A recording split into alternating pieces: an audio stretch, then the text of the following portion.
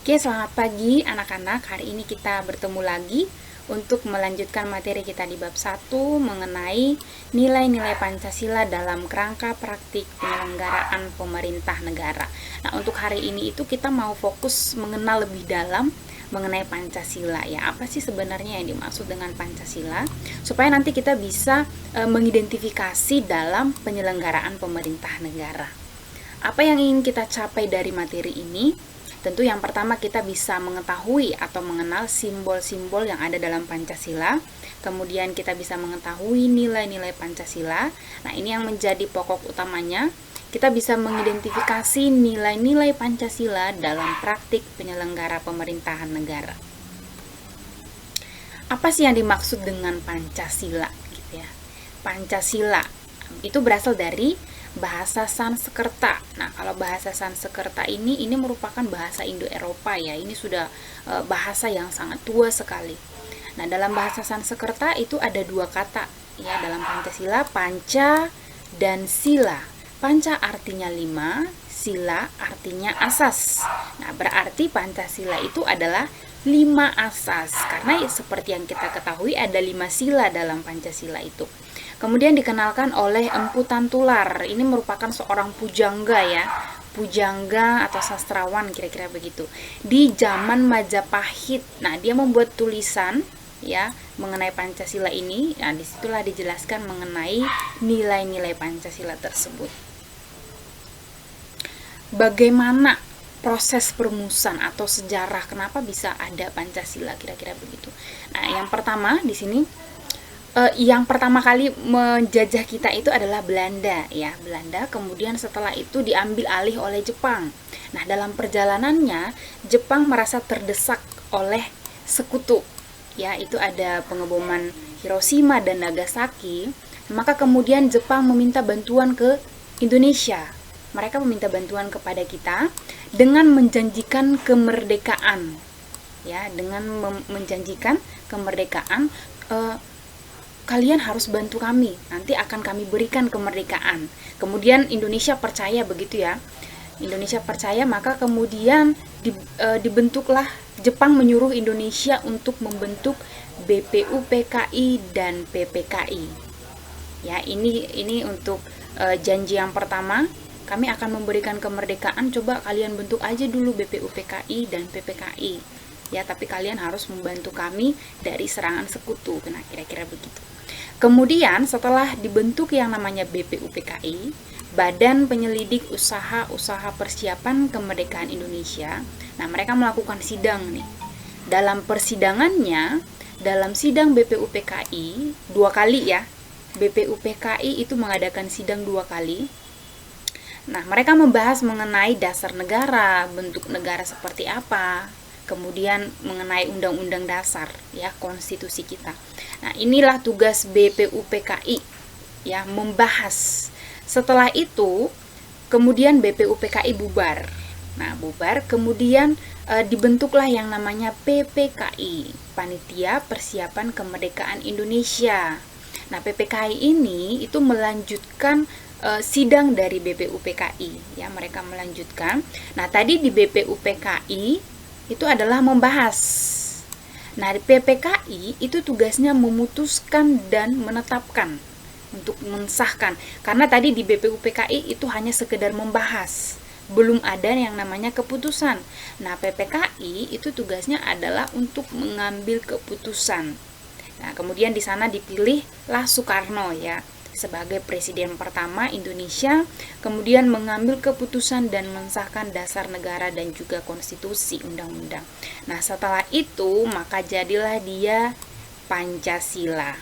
Ya, Pancasila sebagai dasar negara Indonesia. Kalau dikatakan dasar, berarti kita berdiri gitu ya. Berdiri di atas Pancasila itu ya. Ini sudah menjadi dasar yang sangat kuat sekali untuk Indonesia bisa berdiri. Kita lanjutkan. Nah, dalam dalam persiapan sidang ya, sidang PPKI ya, dalam sidang PPKI tentunya Pancasila itu tidak langsung begitu saja muncul ya. Ada beberapa gagasan ada beberapa yang memberikan gagasannya mengenai apa yang mau kita bikin nih, isinya nih dasar negara, kira-kira begitu. Nah, di sini ada Muhammad Yamin, Supomo, dan Insinyur Soekarno. Nah, ini mereka merekomendasikan atau menawarkan kita bikin untuk dasar negara itu yang ini saja, seperti ini saja. Ini kata Muhammad Yamin. Kemudian Supomo mengatakan menawarkan yang ini nih, persatuan, mufakat, demokrasi. Nah, artinya di sini ini yang memberikan gagasan itu anak-anak tidak sembarangan. Ya, mereka memperhatikan apa yang menjadi ciri khas bangsa Indonesia. Jadi ini tidak begitu saja muncul berkebangsaan, tidak, tapi ada pemikiran-pemikiran yang mendalam. Nah, jadi bukan kayak kita lagi nongkrong di tempat kopi begitu ya. Nah, ini sangat berbeda sekali untuk memberikan gagasan ini, bahwa memang dengan pemikiran-pemikiran yang sangat mendalam. Ya, ini ada gagasan. Kemudian dari gagasan ini maka dihasilkanlah rumusan Pancasila yang ada dalam Piagam Jakarta. Ya, Piagam Jakarta atau Jakarta Charter. Nah, di sini ada 5. Ya, inilah dia rumusannya. Coba kita lihat di sini. Ada sesuatu yang berbeda, ada satu yang berbeda. Sudah melihat? Oke. Adalah sila yang pertama ya. Ketuhanan dengan kewajiban menjalankan syariat Islam bagi pemeluk-pemeluknya. Nah, ini menjadi rumusan yang pertama begitu ya. Ketuhanan dengan kewajiban menjalankan syariat Islam bagi pemeluk-pemeluknya. Namun kemudian tadi kan Ibu katakan bahwa untuk merumuskan ini itu mereka melihat kepribadian bangsa Indonesia. Kemudian mereka berdiskusi kembali kalau misalnya ini dijadikan seperti ini. Nah, sementara kan kita ada banyak agama, kira-kira begitu ya, bukan hanya syariat Islam saja. Kita ada 6 agama setelah saat ini, ada 6 agama. Maka kemudian agama yang lain itu kemana begitu? Mungkin akan menjadi agama saya ini dianggap atau tidak, pasti akan seperti itu, akan menimbulkan perpecahan. Nah, maka kemudian didiskusikan sehingga jadilah seperti yang saat ini. Ya, kita lihat perubahannya. Untuk sila pertama yaitu ketuhanan yang Maha Esa. Ya, jadi dalam sila pertama ini, perubahan ini itu bisa merangkul semua agama. Kalau tadi hanya satu agama saja. Nah, coba kita lihat untuk sila pertama, ketuhanan yang Maha Esa. Nah, berarti di sini kita ada agama, ada banyak agama. Nah, di sini masyarakat diberikan kebebasan untuk memeluk agamanya masing-masing, ya. Jadi tidak dipaksakan untuk kamu harus menganut agama Muslim, atau kamu harus Katolik, atau kamu harus Hindu, Buddha, tidak. Ya, ada kebebasan kepada masyarakat Indonesia.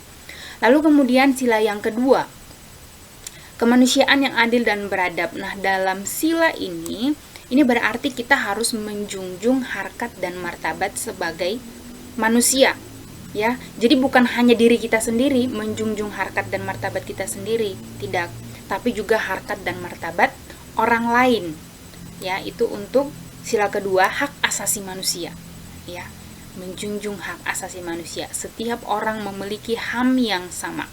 Kemudian persatuan Indonesia. Nah, kita ini ada beragam, ya, beragam suku, agama, ras, daerah.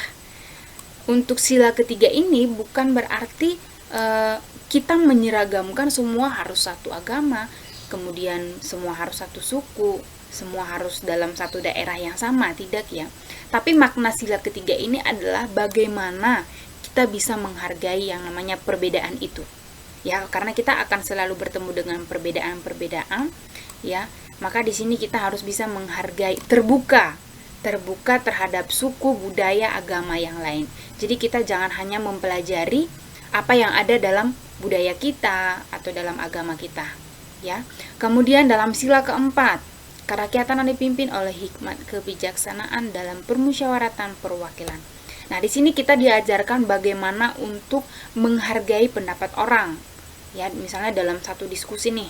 Dalam satu diskusi ketika orang menyampaikan pendapatnya, kita harus mendengarkan. Kemudian kita kalau ingin mengkritik itu jangan sampai menyakiti perasaan orang tersebut. Kemudian juga di sini ada kebebasan mengutarakan pendapat tanpa ada ancaman. Jadi ibu ngomong nih misalnya, jangan ada ancaman atau tidak boleh ada ancaman dari pihak yang lain. Ya, itu dia kebebasan berpendapat, kemudian berdiskusi untuk kepentingan bersama, bukan kepentingan pribadi. Keadilan sosial, ya, keadilan sosial bagi seluruh masyarakat Indonesia. Nah, ini keadilan berarti tidak berat sebelah. Ya, karena kita tadi berangkat bahwa semua manusia itu sama, ya, memiliki hak asasi manusia yang sama, maka kemudian mereka juga harus memperoleh hak yang sama. Ya, kehidupan yang layak, jaminan sosial, persamaan di muka hukum. Nah, inilah kemudian yang difasilitasi oleh negara. Oke, itu untuk nilai-nilai Pancasila. Nah, lalu kalau kita perhatikan ini masing-masing ada simbolnya ya. Ada simbolnya untuk masing-masing sila. Coba kita perhatikan untuk sila pertama, itu gambarnya bintang. Menggambarkan sebuah cahaya ya. Ini cahaya seperti hubungan Tuhan dengan manusia. Ya, jadi memang ini berbicara mengenai pribadinya ibu ya kepada Tuhan ibu, kira-kira seperti itu ya. Begitu juga dengan kalian, memang tidak boleh ada campur tangan dari negara, makanya tadi ada kebebasan itu. Lalu kemudian rantai, ini kalau kita perhatikan rantai yang terhubung, kira-kira begitu ya, terhubung tidak putus. Nah, ini menggambarkan hubungan antara manusia, bahwa kita harus saling tolong menolong ya, kita harus turut merasakan kesedihan ya atau duka dari teman kita, misalnya saudara-saudara kita. Nah, lalu yang ketiga nih ada pohon beringin ya. Pohon beringin berarti tempat untuk berteduh. Sama halnya pohon beringin ini seperti negara. Jadi seluruh masyarakat Indonesia itu berteduh atau berlindung di negara ya, terhadap negaranya, berlindung terhadap negaranya. Lalu kemudian yang keempat, kepala banteng. Nah, ini kepala banteng suka berkumpul atau bergerombol. Sama dengan manusia. Manusia ini adalah kita. Kita adalah makhluk sosial, anak-anak. Membutuhkan bantuan dari orang lain.